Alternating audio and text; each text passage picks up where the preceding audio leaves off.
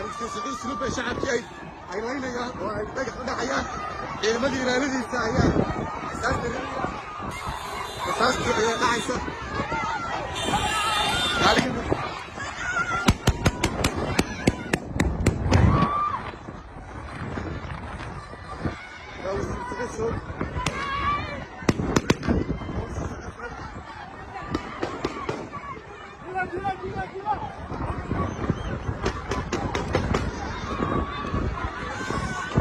Yarın var bir şey. Yarın insan bir şey.